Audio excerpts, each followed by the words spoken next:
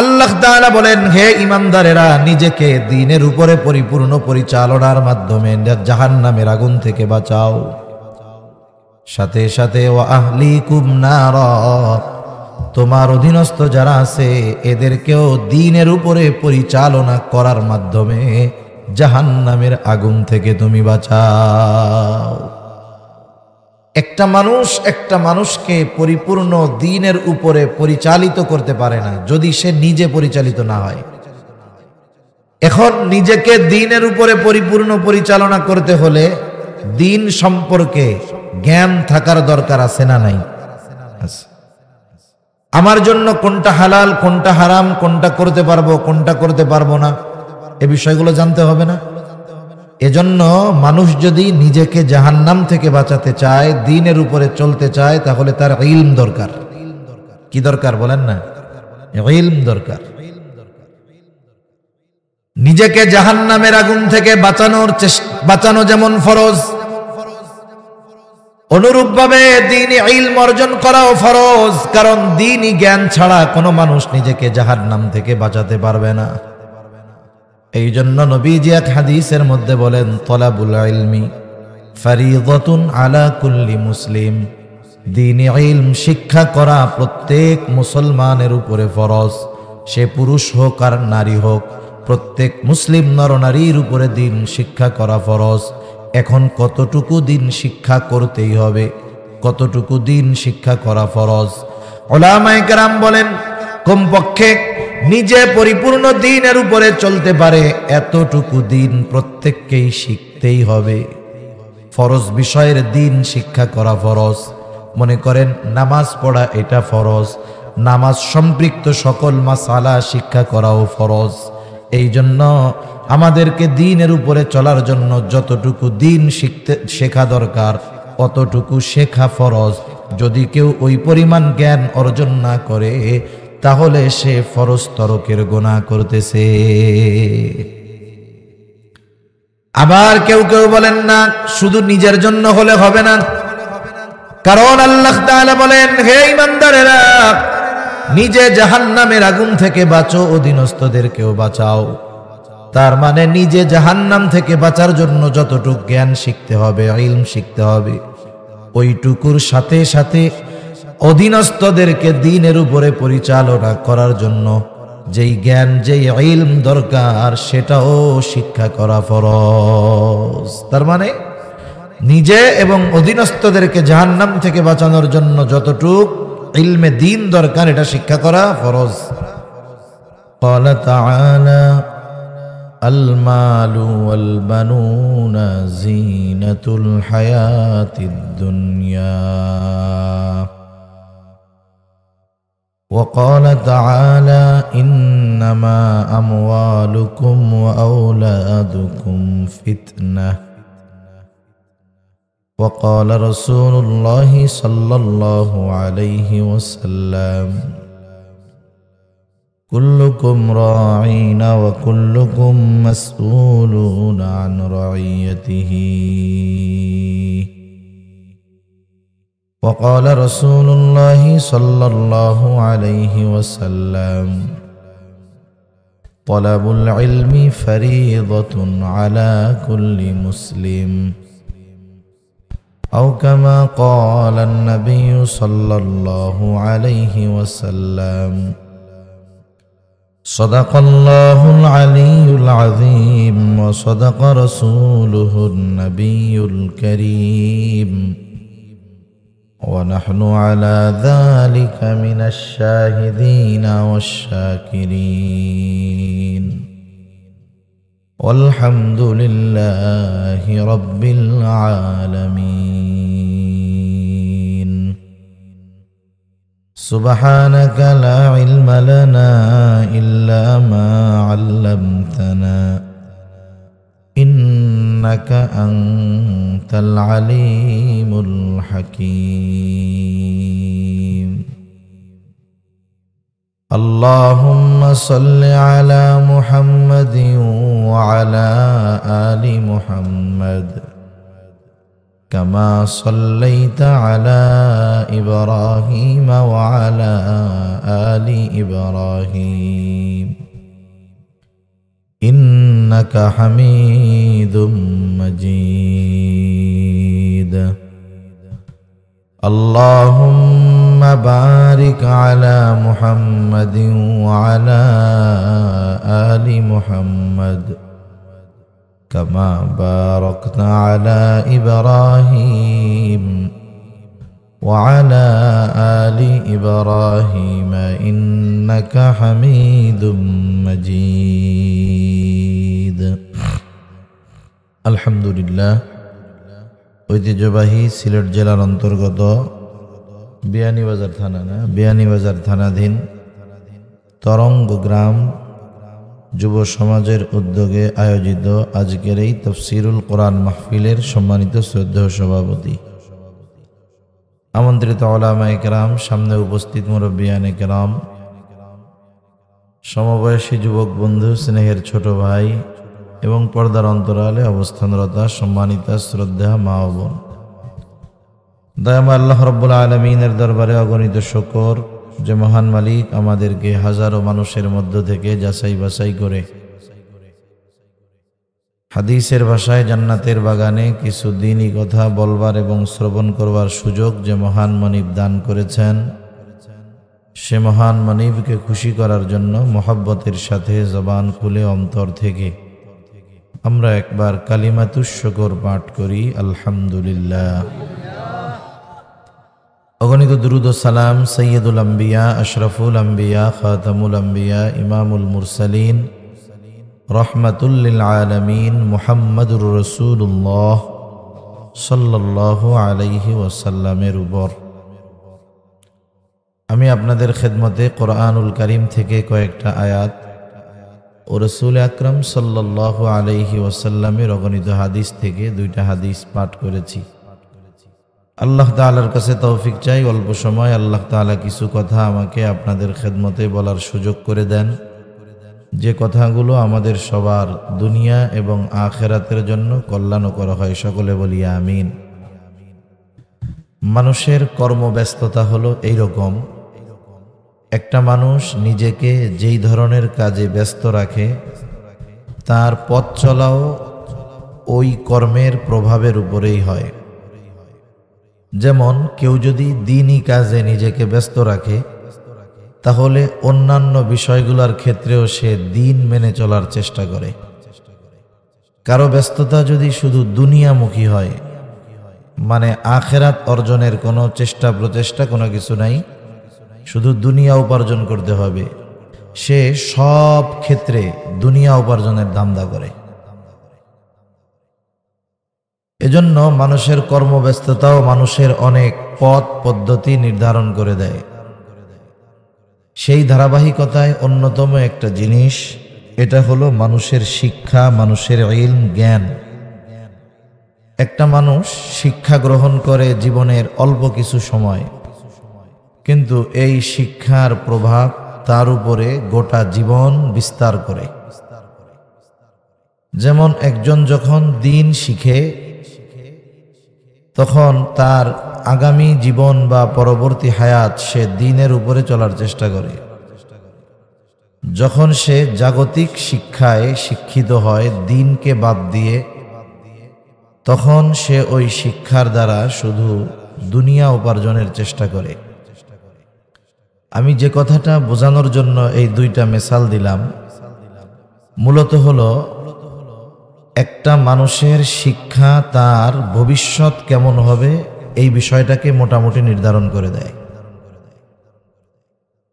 আপনারা জেনে থাকবেন, আমাদের দেশে চলতি বছর সহ গত বছরেও যখন নতুন পাঠ্যপুস্তক দেওয়া হলো, আপনাদের অনেকের আত্মীয় স্বজন তো প্রাইমারি স্কুল, হাই স্কুলে পড়ে নাকি?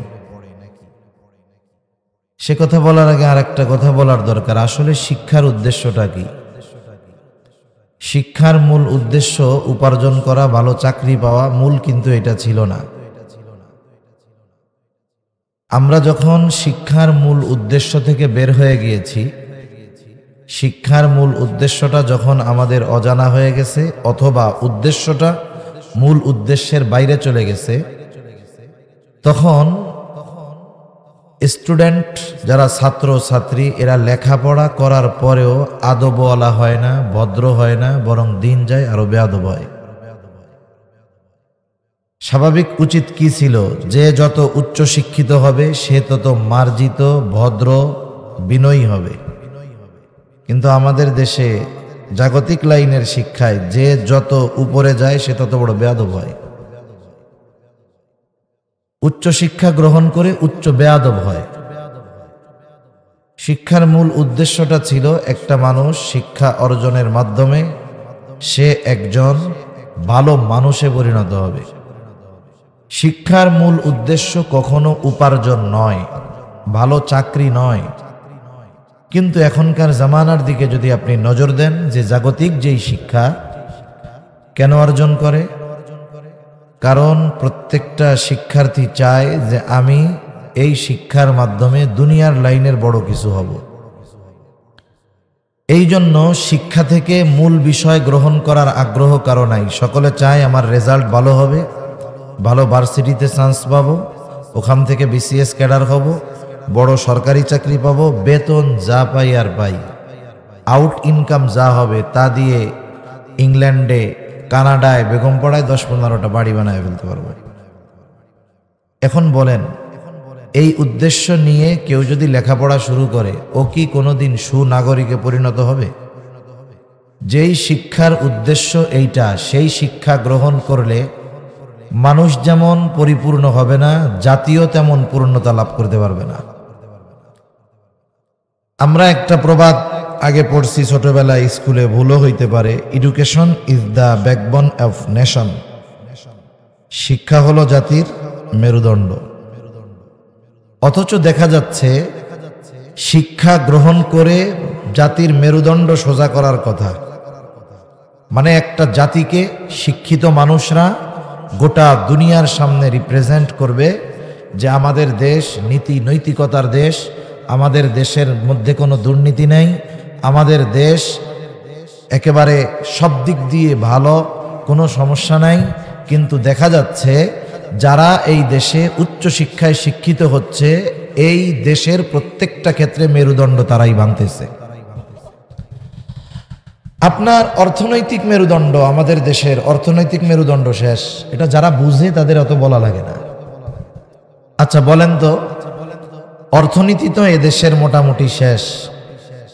এখন এই অর্থনৈতিক মেরুদণ্ড ভেঙে ফেলার পেছনে হুজুররা দায়ী, মাদ্রাসার শিক্ষক দায়ী। আপনি এদেশের কয়জন আলেমকে পাবেন যে তার দেশের বাইরে কোনো প্রপার্টি আছে, কোনো সম্পদ আছে, বাড়ি আছে? আমার মনে হয় একজন কেউ পাবেন না। কিন্তু কয়েকদিন আগে বাংলাদেশেরই একজন, গত টার্মে উনি মনে হয় ভূমিমন্ত্রী ছিলেন, ওনার ব্যাপারে খবরে আসলো শুধুমাত্র ইংল্যান্ডেই নাকি 260টা বাড়ি আছে ওনার। এই সম্পদগুলো উনি এদেশ থেকে নিয়ে ওই দেশে পাঠিয়েছেন। এই যে প্রপার্টি সম্পদ উনি পাঠালেন, দেশের অর্থটা বিদেশে পাচার করলেন। উনি কিন্তু বড় শিক্ষিত মানুষ, বিসিএস ক্যাডারও মনে হয়। তা এই যে যারা এই কাজগুলো করতেছে, শিক্ষার মাধ্যমে দেশের অর্থনীতির মেরুদণ্ড ভাঙতেছে। সাথে সাথে অর্থের চাইতে বড় সম্পদ তো ক্যারেক্টার। ইংরেজির আরেকটা প্রবাদ আছে যে money is lost, nothing is lost, health is lost, something is lost, but character is lost, everything is lost. অর্থনৈতিক মেরুদণ্ড যদি ভেঙে যায়, এটাকে মানুষ পরিশ্রম, কষ্টের মাধ্যমে একসময় দাঁড়া করতে পারে। অনেক মুরব্বী আছেন, মুক্তিযুদ্ধ হয়তো দেখছেন। এই মুক্তিযুদ্ধের সময় আমাদের দেশের কত ক্ষয়ক্ষতি হয়েছে। এর আগে ব্রিটিশ শাসনামলের কথা যারা জানেন, 200 বছর ব্রিটিশরা আমাদের এই উপমহাদেশ শাসন করছে। এই 200 বছর তারা আমাদের কিছু দেয় নাই, এরা কিন্তু সব নিছে। অনেকে বলতে পারেন, হুজুর অনেক জায়গায় তো ব্রিটিশ যেই জিনিসগুলো আছে, অনেক রেল লাইন, রেলপথ, ব্রিজ, স্থাপনা, এগুলা যে আছে এগুলো তো আমাদের জন্য করছে। না না, ব্রিটিশরা এদেশে রেল লাইন, ব্রিজ, সেতু এগুলা করছে কারণ হলো তৎকালীন সময়ে তারা সম্পদগুলো দেশে পাঠাতো বোম্বে থেকে। এখন বাংলাদেশ থেকে বা এই জায়গা থেকে ট্রাকে ট্রাকে সেই বোম্বে নেওয়া তো কঠিন। এই জন্য বড় শক্তপোক্ত ব্রিজ আর রেল লাইন করছে এদেশের সম্পদগুলো যেন ইংল্যান্ডে নিতে তাদের সহজ হয়। এই জন্য এখন আমাদের অর্থনৈতিক মেরুদণ্ড অনেক আগের থেকে ভেঙে দেওয়ার পরেও এটা পড়ে গেছে আবার দাঁড়িয়ে গেছে, পড়ে গেছে আবার দাঁড়িয়ে গেছে। কিন্তু আফসোস লাগে, জাগতিক শিক্ষায় শিক্ষিত মানুষগুলো শুধু আমাদের অর্থনৈতিক মেরুদণ্ড নয়, আমাদের এই প্রজন্ম আগামী প্রজন্মের চারিত্রিক মেরুদণ্ডকেও তারা ভেঙে দিচ্ছে। এমন শিক্ষা ব্যবস্থার প্রণয়ন তারা করতেছে যার দ্বারা আগামী প্রজন্ম জানোয়ারের চাইতে বেশি খারাপ হয়ে যাবে। যেই শিক্ষা গ্রহণ করার দ্বারা দ্বীনি ইলম, দ্বীনের উপরে চলা তো বহুদূর, বরং দ্বীন থেকে বহু দূরে তারা চলে যাবে। এজন্য আগামী প্রজন্মকে রক্ষা করার জন্য প্রত্যেকটা সচেতন অভিভাবককে এখন থেকেই আগামীর টার্গেট নির্ধারণ করার দরকার। একটা জিনিস আমাদের মনে রাখতে হবে, এদেশে 17 কোটি মানুষ, বেশি হবে কম হবে না। সরকারি চাকরি করে কয় লক্ষ? সর্বোচ্চ হাইয়েস্ট সবাই মিলিয়ে 20 লাখ হইতে পারে সর্বোচ্চ, এটা কম হবে আরো হয়তো। ওই ফার্স্ট ক্লাস থেকে একেবারে 4 ক্লাস পর্যন্ত যা আছে সব মিলিয়ে 20 লাখ হবে হয়তো, সামথিং বা কমও হতে পারে, ডিফেন্স, সেনাবাহিনী, নৌবাহিনী, পুলিশ সব ধরে। তার মানে এদেশের বিশাল একটা অংশ সরকারি চাকরি করে না। এজন্য আমরা একটা বিষয়ে প্রতিজ্ঞাবদ্ধ হব, আমরা আমাদের আগামী প্রজন্মকে লেখাপড়া শেখাবো মানুষের মতো মানুষ হওয়ার জন্য, আর উপার্জনের জন্য তাদেরকে কর্মঠ করে তুলব। উপার্জনের জন্য কাজ শেখাবো আর মানুষ হওয়ার জন্য তাদেরকে আমরা শিক্ষা গ্রহণ করাবো। এখন প্রশ্ন হলো, শিক্ষার মূল উদ্দেশ্য হলো সুনাগরিক হওয়া, ভালো মানুষ হওয়া, নৈতিক চরিত্র সম্পন্ন হওয়া। এখন আমাকে অ্যানালাইসিস করতে হবে কোন শিক্ষার দ্বারা শিক্ষার মূল উদ্দেশ্য আমার অর্জিত হবে। এটা যদি সাধারণ জেনারেল সিলেবাসের মাধ্যমে অর্জিত হয় আপনি করাবেন, আর যদি দেখেন না আমাদের জেনারেল কারিকুলামের মাধ্যমে আমার সন্তান আমার জাহান্নামে যাওয়ার কারণ হবে, তাহলে বিকল্প ব্যবস্থা আপনার হাতে আছে। আপনি সন্তানকে ধর্মীয় শিক্ষায় শিক্ষিত করবেন, তাহলে সে সুনাগরিক হবে। হয়তো জাগতিক বড় চাকরি তা সে পাবে না, কিন্তু আশা করা যায় নীতি নৈতিকতা সম্পন্ন মানুষ হওয়ার কারণে আল্লাহ সুবহানাহু ওয়া তাআলা এই দুনিয়ায় তাকে রিজিকের অভাবে ইনশাআল্লাহ ফালাবে না। এজন্য সম্মানিত সুধী, যে কথাগুলো বলতে চাচ্ছি আসলে অনেক লম্বা কথা হয়ে যাবে। আমি যে আয়াতগুলো আপনাদের খেদমতে তিলাওয়াত করেছি, প্রথমত যেই আয়াতটা আমি তিলাওয়াত করেছি, আল্লাহ তাআলা সূরা তাহরিমের মধ্যে বলেন, ইয়া আইয়ুহাল্লাযীনা আমানু কু আনফুসাকুম ওয়া আহলিকুম নারা ওয়াকুদুহান নাসু ওয়াল হিজারা। আল্লাহ রাব্বুল আলামিন বলেন, হে ঈমানদারেরা, নিজেকে জাহান্নাম থেকে বাঁচাও, তোমার অধীনস্থদেরকেও জাহান্নামের আগুন থেকে বাঁচাও। প্রথম প্রশ্ন, নিজেকে কেমনে জাহান্নাম থেকে বাঁচাবো? জবাব হলো, ঈমান তো এনেছো, গুনাহ ছাড়ো, নেকের কাজ করো, তথা আল্লাহ তাআলার আদেশ নিষেধ মান্য করার মাধ্যমে তুমি নিজেকে জাহান্নাম থেকে বাঁচাও। নিজের জীবনটাকে শরীয়তের আলোকে পরিচালিত করো, নিজেকে পরিপূর্ণ ইসলামের মধ্যে দাখিল করো। এজন্য আল্লাহ রাব্বুল আলামিন কুরআনুল কারীমের মধ্যে জানায় দেন, ইয়া আইয়ুহাল্লাযীনা আমানু দুখুলু ফিস সিলমি কাফা। আল্লাহ তাআলা বলেন, হে ঈমানদারেরা, তোমরা পরিপূর্ণভাবে ইসলামের মধ্যে দাখিল হয়ে যাও, অন্তর্ভুক্ত হয়ে যাও। তার মানে তোমার গোটা জীবনের সব ক্ষেত্রে তুমি ইসলামকে প্রাধান্য দাও। আর ইসলাম হলো এমন এক জীবন ব্যবস্থা, এমন এক দিন যেখানে মানব জীবনের এমন কোনো দিক নাই যেই জায়গায় ইসলামের দিক নির্দেশনা নাই। কেউ যদি মনে করে জীবনের প্রত্যেকটা ক্ষেত্রে ইসলামের অনুশাসন মেনে চলার সুযোগ নাই, তার মানে এই চিন্তার দ্বারা, এই কথার দ্বারা সে ইসলামকে অপূর্ণাঙ্গ মনে করলো। বলেন তো, যদি কেউ এটা মনে করে, বলে অথবা বিশ্বাস করে যে ইসলাম হলো পূর্ণাঙ্গ নয় অপূর্ণাঙ্গ, বলেন তো তার ঈমান থাকবে নাকি চলে যাবে?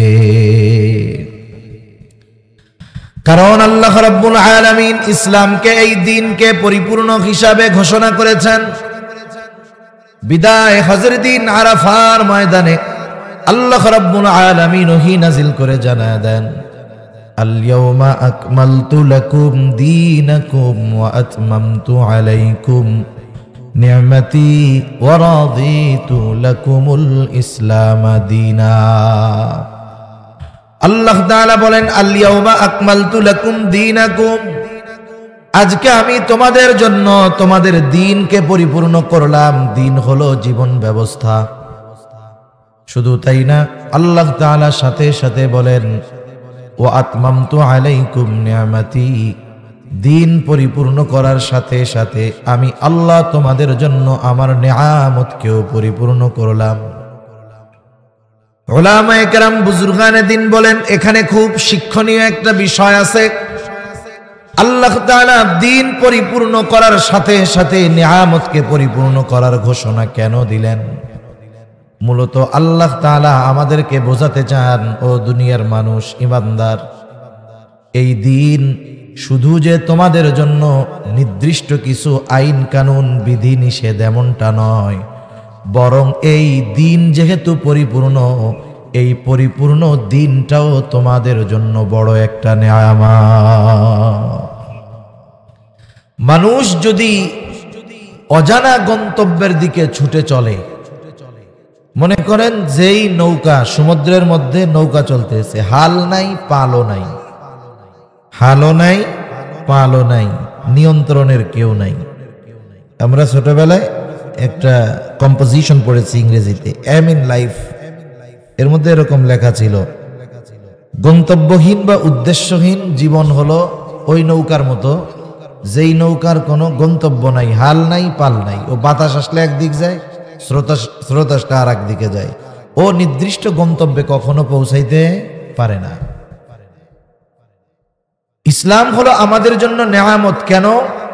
এ দুনিয়ায় গন্তব্যহীন পথে যখন আমি ছুটে চলবো, আমার কোথায় গন্তব্য আমি না জানলেও ইসলাম আমাকে আমার গন্তব্য কোথায় সেটা জানায় দিবে, এবং ওই গন্তব্যে কিভাবে, কোন পদ্ধতিতে আমাকে পৌঁছাতে হবে সেটাও ইসলাম আমাকে জানায় দিবে।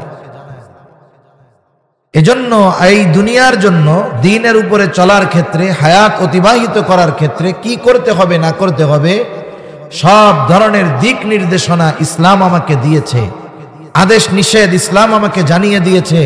এটা আমার জন্য শুধু আইন কানুন এমনটা নয়, বরং এই ইসলাম জীবন পথে পরিচালনার ক্ষেত্রে এটা আমার আপনার জন্য নেয়ামত। ঠিক কিনা বলেন? সেজন্য আল্লাহ রাব্বুল আলামিন দ্বীনকে নেয়ামত হিসাবে অভিহিত করেছেন। দ্বীন পরিপূর্ণতার মাধ্যমে নেয়ামতের পরিপূর্ণতার ঘোষণাও আল্লাহ তাআলা দিয়েছেন। শুধু তাই না, এবং এই দ্বীন ইসলামকে আমাদের জন্যই আল্লাহ তাআলা মনোনীত করেছেন। এর পরপরই আল্লাহ তাআলা বলেন, ওয়া রাদিতু লাকুমুল ইসলাম দীনা, এবং আমি তোমাদের জন্য ইসলামকেই দ্বীন হিসাবে মনোনীত করলাম। ইসলামবিহীন জীবন ব্যবস্থা কোনো দিন সফলতা আনতে পারবে না, ব্যক্তি জীবনেও নয়, রাষ্ট্রীয় জীবনেও নয়। রাষ্ট্রীয় পরিবর্তন আমার আপনার মতো মানুষের জন্য অসম্ভব, কিন্তু নিজেকে পরিবর্তনের ক্ষেত্রে তো এটা অসম্ভবের কোনো কিছু নেই।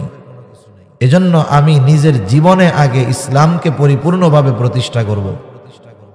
ইসলামী যত আইন অনুশাসন আছে, আমি যদি নিজে মেনে চলতে চাই, আমাকে বাধা দেওয়ার কেউ নাই। আমি যদি হারাম না খাই, কেউ আমাকে জোর করে হারাম খাওয়াইতে পারবে? আমি যদি পর্দায় চলি, পর্দা করি, কেউ আমাকে বেপর্দা করতে পারবে না। সেই জন্য আল্লাহ তাআলা বলেন, হে ঈমানদারেরা, নিজেকে দ্বীনের উপরে পরিপূর্ণ পরিচালনার মাধ্যমে জাহান্নামের আগুন থেকে বাঁচাও। সাথে সাথে ওয়া আহলিকুম নারা, তোমার অধীনস্থ যারা আছে এদেরকেও দ্বীনের উপরে পরিচালনা করার মাধ্যমে জাহান্নামের আগুন থেকে তুমি বাঁচাও। একটা মানুষ একটা মানুষকে পরিপূর্ণ দ্বীনের উপরে পরিচালিত করতে পারে না যদি সে নিজে পরিচালিত না হয়। এখন নিজেকে দ্বীনের উপরে পরিপূর্ণ পরিচালনা করতে হলে দ্বীন সম্পর্কে জ্ঞান থাকার দরকার আছে না নাই? আমার জন্য কোনটা হালাল, কোনটা হারাম, কোনটা করতে পারবো, কোনটা করতে পারবো না, এ বিষয়গুলো জানতে হবে না? এজন্য মানুষ যদি নিজেকে জাহান্নাম থেকে বাঁচাতে চায়, দ্বীনের উপরে চলতে চায়, তাহলে তার ইলম দরকার।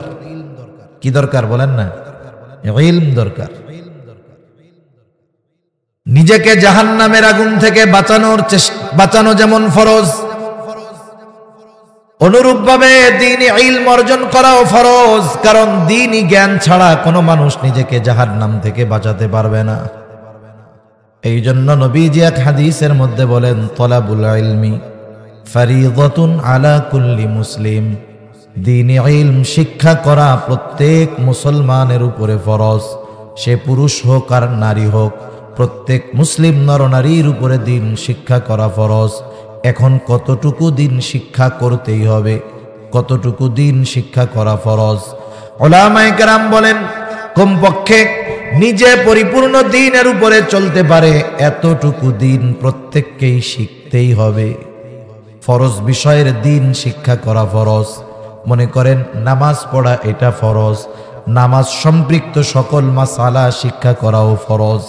এই জন্য আমাদেরকে দ্বীনের উপরে চলার জন্য যতটুকু দ্বীন শেখা দরকার অতটুকু শেখা ফরজ। যদি কেউ ওই পরিমাণ জ্ঞান অর্জন না করে তাহলে সে ফরজ তরকের গুনাহ করতেছে। আবার কেউ কেউ বলেন না, শুধু নিজের জন্য হলে হবে না। কারণ আল্লাহ তাআলা বলেন, হে ঈমানদারেরা, নিজে জাহান্নামের আগুন থেকে বাঁচো, অধীনস্থদেরকেও বাঁচাও। তার মানে নিজে জাহান্নাম থেকে বাঁচার জন্য যতটুকু জ্ঞান শিখতে হবে, ইলম শিখতে হবে, ওইটুকুর সাথে সাথে অধীনস্থদেরকে দ্বীনের উপরে পরিচালনা করার জন্য যেই জ্ঞান, যেই ইলম দরকার সেটাও শিক্ষা করা ফরজ। তার মানে নিজে এবং অধীনস্থদেরকে জাহান্নাম থেকে বাঁচানোর জন্য যতটুক ইলমে দ্বীন দরকার এটা শিক্ষা করা ফরজ। মনে রাখবেন, আমাদের দেশে শিক্ষা ব্যবস্থা দুই ভাগে বিভক্ত। কয় ভাগে? দুই ভাগে। একটা হলো জাগতিক শিক্ষা আর একটা হলো ধর্মীয় শিক্ষা। জাগতিক শিক্ষাটা আবার দুই ভাগে বিভক্ত। একটা হলো জাগতিক উপকারী জ্ঞান, জাগতিক অনুপকারী জ্ঞান। জাগতিক মানে এই দুনিয়ার কিছু শিক্ষা আছে যেটা মানুষের জন্য কল্যাণকর, কিছু শিক্ষা আছে এর মধ্যে কোনো কল্যাণ নাই, বরং ওই শিক্ষা অর্জন করে জাহান্নামে যাওয়া লাগতে পারে। যেমন আমাদের পাঠ্যপুস্তকের মধ্যে এমন কিছু বিষয় ঢুকায় দেওয়ার চেষ্টা করে না, ওরা ঢুকায় দিছেও। প্রতিবাদ করা হইতেছে, আসলে প্রতিবাদ যে হিসাবে দরকার ছিল সেই হিসাবে আমরা করতে পারতেছি না। আমরা অভ্যন্তরীণ কলহ দ্বন্দ্বের মধ্যে লিপ্ত আছি, অথচ এই যে শিক্ষা ব্যবস্থার মধ্যে পাঠ্যপুস্তকের মধ্যে যেই বিষয়গুলো ঢুকায়া দেওয়া হলো, এই বিষয়গুলো ঢুকায়া দেওয়ার মাধ্যমে নির্দিষ্ট কোনো দলের ক্ষতি তারা করতেছে তা না, বরং সব মুসলমানের ক্ষতি করতেছে, ইমানের ক্ষতি করতেছে। ট্রান্সজেন্ডারের বিষয়টা একেবারে সহজ করে তুলে ধরতে চাচ্ছে। আগামী প্রজন্মকে দিনহীন করার যেই শিক্ষা ব্যবস্থা, যেই পাঠ্যপুস্তক প্রণয়ন করা হচ্ছে, এর প্রতিবাদ দল মত নির্বিশেষে সকল ধর্মের মানুষের করার দরকার ছিল। এখন বলতে পারেন সব ধর্মের কেন? ইসলাম যেমন এই ট্রান্সজেন্ডার ইস্যুর বিষয়ে সরাসরি ফতোয়া, এ বিষয়ের কোনো সুযোগ নাই, এই বিষয়টা মাইনা নিলেই তো সে বেঈমান। অন্যান্য ধর্মের মধ্যেও এই ট্রান্সজেন্ডার বিষয়টা মেনে নেওয়ার কোনো সুযোগ নাই। এজন্য উচিত ছিল এটাকে শুধু ধর্মীয় ইস্যু মনে করে মুসলিমরাই বরং এটাকে জাতীয় আন্তর্জাতিক ইস্যু মনে করে সকল ধর্মের মানুষের সম্মিলিত প্রতিবাদ দরকার ছিল। কিন্তু আফসোস, আমাদের দেশের যারা শীর্ষস্থানীয় যারা এটার প্রতিবাদ করবে, হয়তো তারা আমাদের সাধারণ মানুষের কাছে কথাটাগুলোকে ওইভাবে গুরুত্ব সহকারে আমরা পৌঁছাইতে পারি না। এটা আমাদের ব্যর্থতা। জনসাধারণকে সচেতন করার দরকার ছিল, কিন্তু আমরা হয়তো পারি নাই। তাহলে জাগতিক শিক্ষা দুই ভাগে বিভক্ত, একটা হলো কল্যাণকর আর একটা হলো অকল্যাণকর। যেমন জাগতিক শিক্ষার একটা শিক্ষা আছে, জাগতিক শিক্ষায় ডারউইনের মতবাদ শিক্ষা দেওয়া হয়। যেমন মানুষ হইছে বলে বানর থেকে, নাউজুবিল্লাহ বলেন। এখন মানুষ কেমনে হইল? আল্লাহ তাআলা কোরআনুল কারীম এবং রাসূলুল্লাহ সাল্লাল্লাহু আলাইহি ওয়াসাল্লাম হাদিসের মধ্যে ব্যাখ্যা সহকারে সুস্পষ্টভাবে মানুষ কোথা থেকে কিভাবে সৃষ্টি হয়েছে একেবারে সুস্পষ্টভাবে কোরআন এবং হাদিসের মধ্যে স্পষ্ট বর্ণনা আছে। এখন কেউ যদি বলে মানুষ আস্তে আস্তে বিবর্তনের মাধ্যমে বানরের থেকে পরিবর্তন হইতে হইতে মানুষ হইছে, তাহলে কোরআনের 100 আয়াতের কাছাকাছি মনে হয় হবে অবিশ্বাস করা হবে। এখন বলেন তো, এই বিবর্তনবাদ আমার আপনার কোন সন্তান, ভাই, বোন এরা যদি বিশ্বাস করে নেয়, ঈমান থাকবে নাকি যাবে?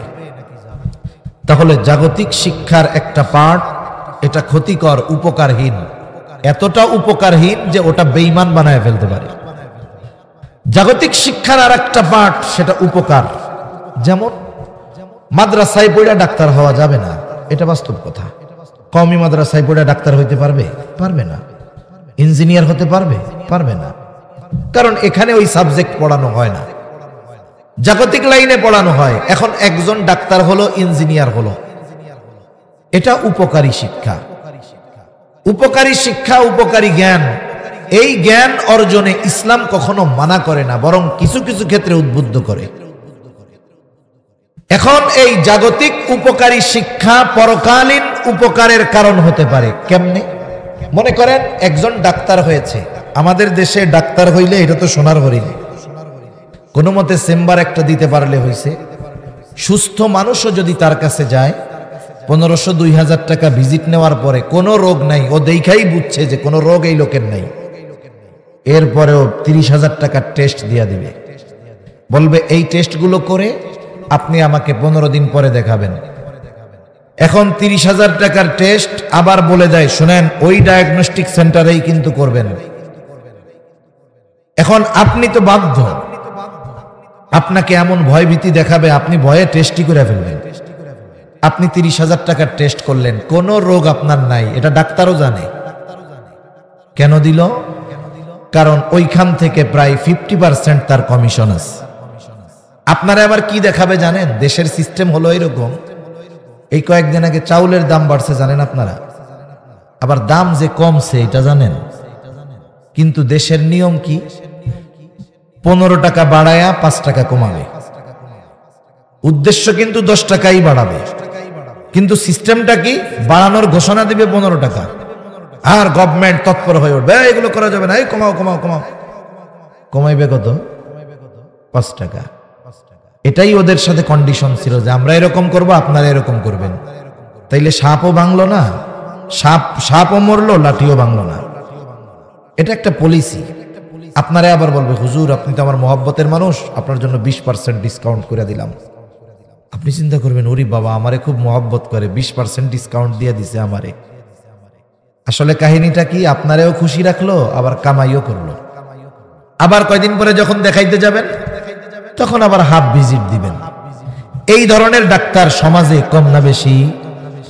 এখন বলেন তো, সে তো জাগতিক উপকারী জ্ঞান অর্জন করেছিল, কিন্তু এই উপকারী জ্ঞানের সৎ ব্যবহার না হওয়ার কারণে এই জ্ঞানটা তার আখিরাতের জন্য কল্যাণকর হবে না ক্ষতিকর হবে? সে মানুষকে ঠকাইছে, ধোঁকা দিয়েছে। আর নবীজি বলেন, মান গাশশানা ফালাইসা মিন্না, যে ধোঁকা দেয় সে আমার উম্মত না। আরেকজন ডাক্তার হয়েছে ঠিক, কিন্তু মানুষ ওই ডাক্তারের মতো সে ডাকাত না। সে গরিব মানুষ গেলে লিখে দেয় যে এখানে তার জন্য ভিজিট ফ্রি, কোনো টাকা দেওয়া লাগবে না। বেহুদা কোনো টেস্ট দেয় না। আবার গ্রাম থেকে শহরে সে থাকে, মাসে 2-1 বার গ্রামের মানুষকে খেদমতে খালকের নিয়তে, মানুষের খেদমতের নিয়তে গ্রামে আসে, প্রাথমিক কিছু ওষুধ নিয়ে আসে। মানুষ তার কাছে আসে, ওই সপ্তাহে বা মাসে 1 দিন 2 দিন ফ্রি ট্রিটমেন্ট করে মানুষদের, করে আল্লাহর জন্য। এখন বলেন তো, তার এই উপকারী জ্ঞানটা তাকে দুনিয়াতে যেমন কল্যাণকর জিনিসের ব্যবস্থা করবে, আখিরাতেও তার জন্য এই কাজ নাজাতের কারণ হতে পারে কি পারে না? দুনিয়াবি উপকারী জ্ঞান তখনই কাজে লাগবে যখন ওই দুনিয়াবি উপকারী জ্ঞানের সাথে দ্বীনের সমন্বয় থাকবে। এই যে ব্যক্তিটা দ্বীন ঢুকায় দিছে কি, যে আমি মানুষের এই খেদমতটা করতেছি আল্লাহর জন্য, মানুষকে ঠকাবো না, আমি সুস্থতার সাথে আমি মানুষের জন্য একেবারে নিবেদিত প্রাণ হব, আমার তো আল্লাহ তাআলা দিচ্ছে কিছু উপকার তাদের জন্য করব। এতে কি হলো? দুনিয়াও অর্জন হলো, এর সাথে দ্বীনকে একটু মিশায়া দেওয়ার কারণে এটা তার আখিরাতের জন্য কল্যাণকর হয়ে গেল। এবার আসেন ধর্মীয় শিক্ষা। ধর্মীয় শিক্ষাটাও 2 ভাগে বিভক্ত। একটা হলো যেই ধর্মীয় জ্ঞান অর্জন করা ফরজ, আর একটা হলো যেই ধর্মীয় জ্ঞান অর্জন করা ফরজে কিফায়া। যেই জ্ঞানটা ফরজ, ওই ফরজ পরিমাণ জ্ঞান প্রত্যেকটা মুসলমানের জন্য শিক্ষা করা ফরজ। একজন মুসলমানের জন্য সে যা করে করুক, কৃষক হোক, সিএনজি চালাক, দিন মজুর করুক, যা করে করুক, তার জন্য শিক্ষা করা কি ফরজ। আরেকটা হলো ফরজে কিফায়া, এটা সকলের জন্য ফরজ না। কিছু মানুষ যদি এই জ্ঞান অর্জন করে তাহলে তার ওই জ্ঞানের দ্বারা ওই সমস্ত মানুষগুলো উপকৃত হতে পারবে। যেমন জানাজার নামাজ এক এলাকার কেউ যদি না পড়ে সবাই গুনাহগার হবে, কয়েকজন পড়লে সবার পক্ষ থেকে আদায় হয়ে যাবে। সব মানুষের মুফতি হওয়া জরুরি না, কিন্তু কিছু মানুষের মুফতি হওয়া জরুরি।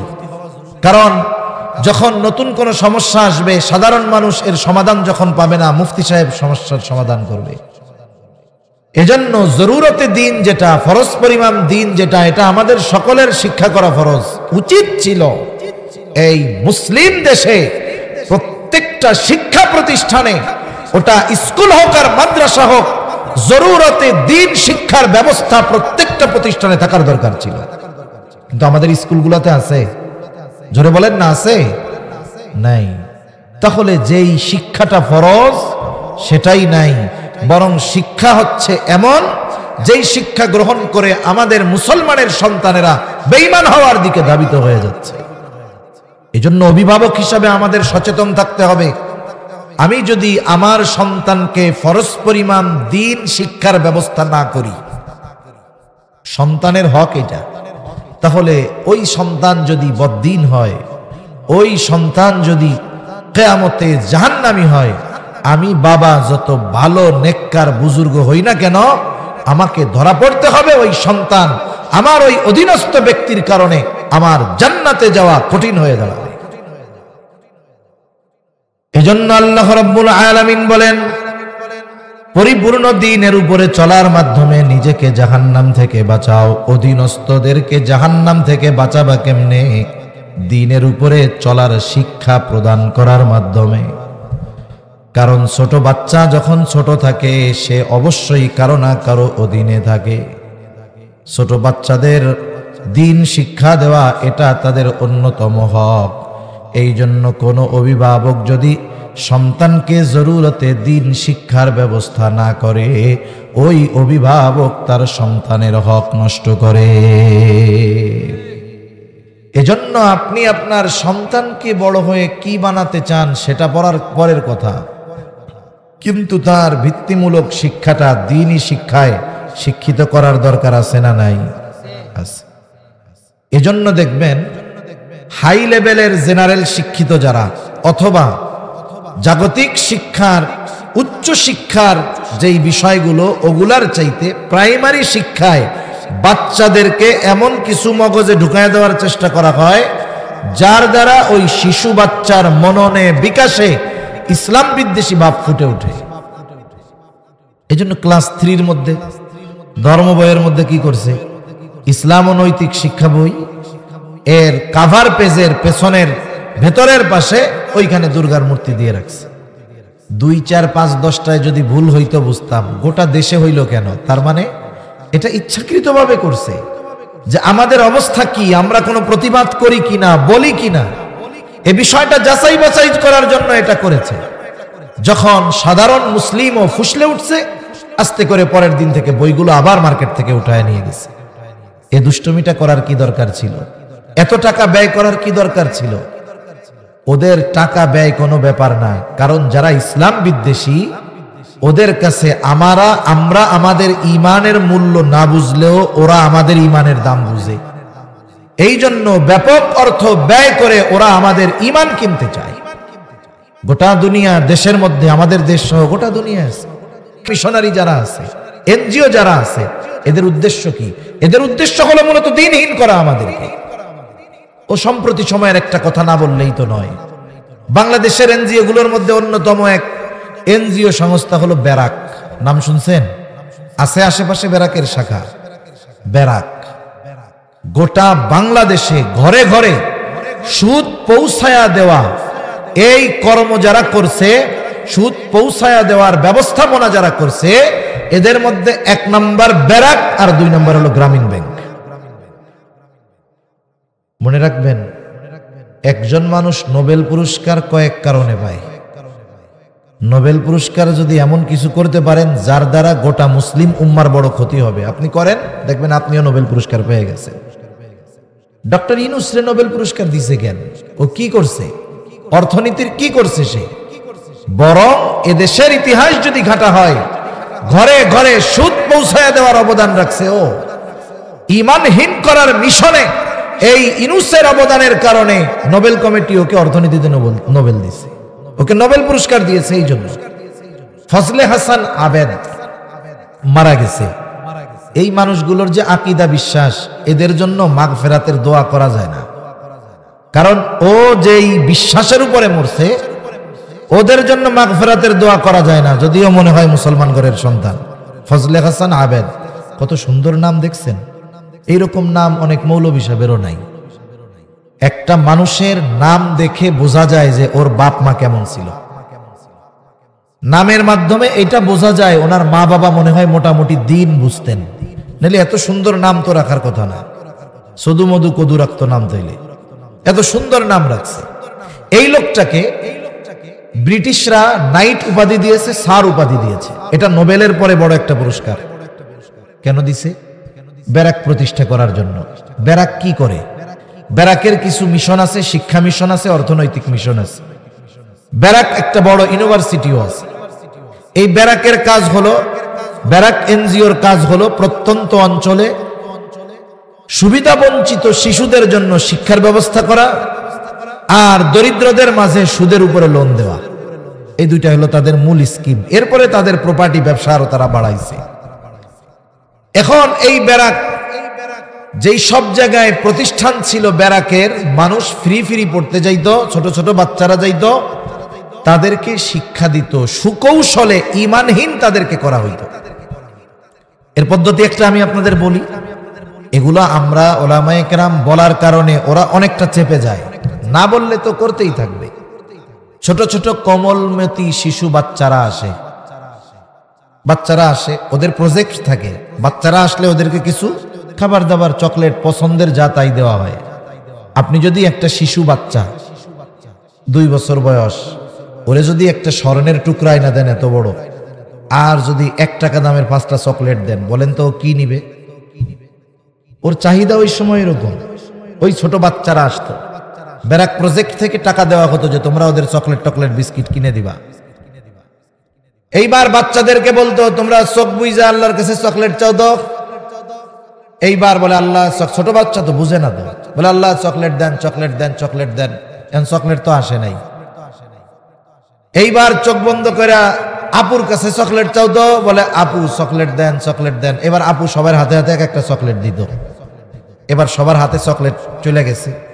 এখন আপু জিজ্ঞাসা করে ছোট ছোট কোমলমতি বাচ্চাদের, বলো তো চকলেট কে দেয়? আল্লাহ দেয়? বলে না, আল্লাহ দেয় না। চকলেট কে দেয়? বলে আপু দেয়। এই যে কথাটা, এটা হয়তো আমাদের কাছে ছোট মনে হতে পারে, কিন্তু এই কথা তার মননে, মগজে, মস্তিষ্কে যখন বসে যাবে, তার মন থেকে এটা উঠে যাবে যে সব কিছু ও দেয়, সে দেয়, আল্লাহ কোনো কিছুই দেয় না। নাউজুবিল্লাহ বলেন। এই যে ব্যারাকের শিক্ষা প্রকল্পের একটা বিষয় শুধু আমি আপনাদের সামনে বললাম, ঈমানহীন করা উদ্দেশ্য এদের মূল। দ্বিতীয়, অর্থনৈতিকভাবে সমাজের রন্ধ্রে রন্ধ্রে এই ব্যারাক লোন দিয়ে দিয়ে একেবারে ঘরের মধ্যে পর্যন্ত সুদ পৌঁছায় দিছে। এনজিওরা সুদ দেয়, পুরুষদের দেয় না। সদস্য হওয়া লাগে নারী। গ্রামীণ ব্যাংকেও সদস্য হওয়া লাগতো নারী। যখন সাপ্তাহিক তাদের আলোচনা হইতো, ওই জায়গায় কোনো পুরুষ প্রেজেন্ট থাকতো না, সব নারী। আবার চেহারা ডাইকা ওই অফিসারের সামনে গেলে লোন হবে না, সবকিছু হবে না, চেহারাও দেখানো লাগতো। একটা ঘরে যদি বেপর্দা, বেহায়াপনা ঢুকায়া দেওয়া যায়, সাথে সাথে হারামকে ঢুকায়া দেওয়া যায়, বলেন তো ওই পরিবার থেকে নেক্সট জেনারেশন যারা আসবে, এরা তো এমনিই মোটামুটি দিনহীন হয়ে আসবে, ঠিক কিনা বলেন? কিন্তু আমরা বুঝি নাই। আমরা চিন্তা করছি আমাদের ক্ষুদ্র ঋণ দিয়ে আমাদেরকে অর্থনৈতিকভাবে স্বাবলম্বী হওয়ার সহযোগিতা তারা করতেছে। না না, এই টাকা ইনভেস্ট করে সুদের মতো জঘন্য হারামকে আমাদের ঘরে ঢুকিয়ে দিয়ে তারা আমাদের ঈমানটাকে কিনে নিয়ে যাচ্ছে, আমরা বুঝতেই পারতেছি না। এই ব্যারাক বড় ইউনিভার্সিটি ঢাকার মধ্যে আছে। এই কয়েকদিন আগে আধুনিক এই শিক্ষা ব্যবস্থা এবং পাঠ্যপুস্তক নিয়ে শিক্ষকদের সেমিনার হয়েছে একটা। এই সেমিনারে ব্যারাক ইউনিভার্সিটির একজন শিক্ষক বক্তব্য দিয়েছেন। তিনি তার বক্তব্যে বলেছেন যে আপনি বাজার থেকে একটা বই কিনবেন, সপ্তম শ্রেণীর সামাজিক বইটা আপনি কিনবেন, সমাজ বই, সামাজিক শিক্ষা। এর মধ্যে 2টা পৃষ্ঠা আছে যেখানে ট্রান্সজেন্ডারের ব্যাপারে উদ্বুদ্ধ করা হইতেছে। আপনারা সবাই ট্রান্সজেন্ডার বোঝেন কি বোঝেন না আমি বুঝতেছি না। আমাদের দেশে আমরা তৃতীয় লিঙ্গ হিজড়া বলি, হিজড়া আছে না? একটা হলো হিজড়া, এটা সৃষ্টিগতভাবেই হয়েছে, এর বিষয়টা ভিন্ন। কিন্তু ট্রান্সজেন্ডার কারা? ট্রান্সজেন্ডার হলো ও নিজে ছিল পুরুষ, বিভিন্ন অস্ত্রোপচার অপারেশনের মাধ্যমে নিজের গঠনকে নারীতে রূপান্তর করে সে, এরপরে সে নিজের নারী দাবি করে।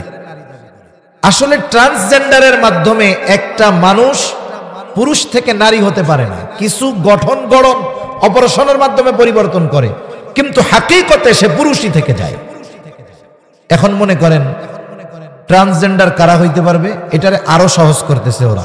কয়েকজন পুরুষ, ও যদি মনে মনে ভাবে যে আমি নারী, তাইলে ও নারী বলে গণ্য হবে। নাউজুবিল্লাহ। আমার তো মাঝে মধ্যে মনে হয় আমি বাংলাদেশের প্রেসিডেন্ট, আমি কি হইতে পারবো? আমার তো মনে মনে চায় যে আমি বাংলাদেশের প্রধানমন্ত্রী হইতে পারবো? তাহলে এই বিষয়টা তো সহজ বিষয়, যে একটা মানুষ পুরুষ হওয়ার পরে সে যদি নিজেকে মনে মনে নারী ভাবে, তাইলে এই লোকটা যে অসুস্থ এটা বুঝতে কোনো কিছু বাকি আছে? তাহলে 1 নাম্বার, এই ট্রান্সজেন্ডারের চিন্তা ভাবনা এটা একটা বড় ধরনের মানসিক রোগ, এবং যারা এই রোগ আক্রান্ত এরা বিকারগ্রস্ত। বরং উচিত ছিল এই ধরনের চিন্তাধারা যাদের মধ্যে, তাদেরকে রাষ্ট্রীয় পৃষ্ঠপোষকতায় চিকিৎসার ব্যবস্থা করা। এইটা না কইরা বরং তাদের এই দাবিকে আরো উস্কায়া দেওয়া হচ্ছে, বৈধতা দেওয়ার অপচেষ্টা করা হচ্ছে। তাহলে কি হবে দেখেন, মুসলিম সভ্যতা বাদ দেন, মুসলিম ধর্মের কথা বাদ দেন, হিন্দু বৌদ্ধ খ্রিস্টান সব ধর্মের কথাই আপনি আনেন, কারো ঘরে হইছে ছেলে, ওই লোক যদি কয়দিন পরে যদি বলে আব্বা আমার তো মেয়ে মেয়ে মনে হইতেছে, তাইলে যে সামাজিক চেন, পারিবারিক ধারাবাহিকতা, এগুলো কি অক্ষুণ্ণ থাকবে? থাকবে না। মেয়ে যদি মনে করে আব্বা আমার ছেলে ছেলে মনে হইতেছে, তাহলে কি করবে? কিছু অপারেশন করে কিছু অঙ্গ কেটে ফেলবে, কিছু অঙ্গ হয়তো জুড়ায়া দিবে, কিন্তু সৃষ্টিগতভাবে আল্লাহ তাআলা কিছু বিষয় দিয়েছেন, ওইগুলো তো তার মধ্যে আসবে না। আর সৃষ্টির এই পরিবর্তন করা, এটা নিঃসন্দেহে বড় কুফরি এবং ঈমানহীন হওয়ার অন্যতম এক কর্ম। এটা যারা করবে, যারা বৈধতা দিবে, যারা আইনের সমর্থন দিবে, সবগুলো বেঈমান, কোনো সন্দেহ নেই। এগুলো আমাদের বুঝতে হবে। হিজড়ার মাসালা আলাদা, মনে রাখবেন। অনেক সময় ছোট বাচ্চা হইছে, সে উভয় লিঙ্গ, ছেলে মেয়ে 2টা আলামত নিয়েই জন্ম নিছে, বঙ্গবন্ধু মেডিকেল কলেজ বিশ্ববিদ্যালয়ের একজন প্রফেসর, শিশু বিশেষজ্ঞ, উনি বলতেছেন আমাদের সমাজে সচেতনতার অভাব, এই জন্য অভিভাবক লজ্জায় যখন কোনো বাচ্চা হিজড়া হয় একে চিকিৎসকের কাছে নেয় না, অথচ যদি চিকিৎসকের কাছে ছোটবেলায় নিত, এই ছোট্ট একটা অপারেশনের মাধ্যমে তার এই সমস্যাটা দূর করা যাইত, হয়তো তো ছেলেও হইতো নাহলে মেয়ে যে কোনো একটা হয়ে যাইতো, কোনো সমস্যা ছিল না। কিন্তু এনারা আনে না। এরপরেও বড় হওয়ার পরেও কোন হিজড়া যার মধ্যে দুইটাই আছে, মানে পুরুষের আলামতও আছে নারীর আলামতও আছে, মাসালা হইল নারীর আলামত যদি বেশি থাকে সে নারী হিসাবে ধর্তব্য হবে, পুরুষের আলামত বেশি থাকলে পুরুষ হিসাবে ধর্তব্য হবে। কিন্তু কোন ওই হিজড়া যদি চায় যে তার মধ্যে পুরুষের আলামত বেশি, সে ওই নারীর যেই বিষয়গুলো আছে এগুলো বের করে ফেলবে, অপারেশন করবে, এটা তার জন্য বৈধ হতে পারে, কারণ সে অসুস্থ, চিকিৎসা গ্রহণ করছে। আর একজন পরিপূর্ণ ছেলে সে কিভাবে অপারেশনের মাধ্যমে নিজে নারী হতে চায়, এটা নিঃসন্দেহে বিকারগ্রস্ত আর মানসিক রোগী ছাড়া কোনো সময় সম্ভব হতে পারে না। এই বিষয়গুলো আমাদের বুঝতে হবে। এই শিক্ষাগুলো আমাদের হাই স্কুল, কলেজে, প্রাইমারি শিক্ষায় আমাদের বাচ্চাদেরকে শিক্ষা দেওয়ার প্রচেষ্টা চলতেছে। ও যখন একটা জিনিস বারবার বারবার বারবার বারবার পড়বে, ও এই খারাপ জটিল বিষয়টাকে সিম্পল মনে করবে। এজন্য উলামায়ে কেরাম অনেক সচেতন, সতর্ক, উম্মার কল্যাণের ফিকির করে। দেখেন, আমরা কখনোই উলামায়ে কেরাম বলে না যে নারীদের জন্য নারী শিক্ষা বাদ দাও। কোন আলেম এই কথা বলছে যে নারী শিক্ষা বাদ দেন, নারীদের শিক্ষা লাগবে না? না না, উলামায়ে কেরাম সহশিক্ষার বিরোধিতা করছে। আসলে আমরা কি করব? রোগ তো চতুর্দিকে, বলতে চাই একটা, স্মরণ আসে আর একটা। কোনটা বলবো আমরা? একটু খেয়াল করে দেখেন, আমরা অনেক সময় যারা একটু রক্ষণশীল ফ্যামিলি, দ্বীনের উপরে চলার চেষ্টা করি, আমরা ছেলেদেরকে ছেলেদের সাথে চলাফেরায় উদ্বুদ্ধ করি, মেয়েদেরকে মেয়েদের সাথে চলায় উদ্বুদ্ধ করি।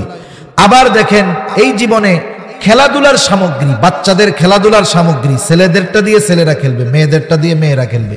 এটা গ্রামে যাদের একটু দ্বীনি বুঝ আছে তারা এখনো সচেতন থাকে, ছেলেদেরকে মেয়েদের সাথে খেলাধুলা করতে দেয় না, ছোট হলেও। কেন দেয় না? উলামায়ে কেরাম এই ব্যাপারটা খুব সচেতনতার সাথে বলছেন যে একটা ছোট বাচ্চা, ছেলে যদি মেয়েদের জিনিসপত্র নিয়ে খেলাধুলা করে, মেয়ে সাজে, অনেক মা বাবা আছে বুঝে না, ছেলেটা সুন্দর, ওরে মাঝে মধ্যে মেয়ের মতো সাজায়, এটা বড় বোকামি কাজ। অনেক মা বাবা আছে আল্লাহ তাআলা ছেলে দেয় নাই, এইবার মেয়েটারে প্যান্ট গেঞ্জি টেঞ্জি পরাইয়া ওইটারে পোলাই বানায় ফেলছে। এসব কাজ খুব খারাপ। আপনি যে তাকে যেভাবে গড়ে উঠাচ্ছেন এর প্রভাব পূর্ণ তার উপরে পড়বে। এজন্য ছোট বাচ্চারা শিশুকাল থাকতেই